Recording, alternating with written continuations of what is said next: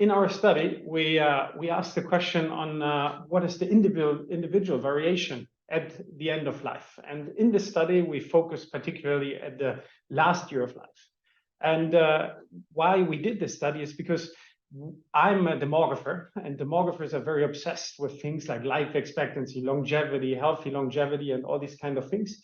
And we have seen, particularly in the last 5-10 years, that more and more countries that are spearheading the life expectancy or the global life expectancy rankings have started to struggle in maintaining continuous improvements in life expectancy.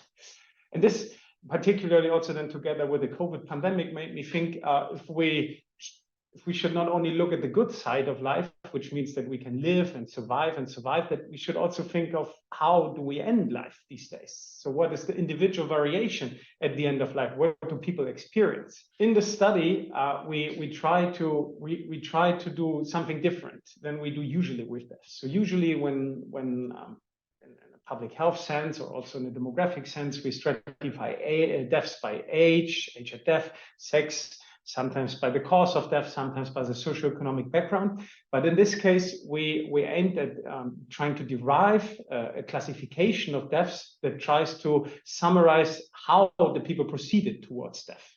In other words, we try to describe typologies of end-of-life trajectories. In the study, we raised the hypothesis that longer lives might be able to be related to a prolonged dying process. But so far, it is only a hypothesis. With the results, and we see in our results that deaths that are related to more degenerative diseases and to a lot of elder care and also medical care, that the share of these deaths increases with the higher the age of death is, so to speak.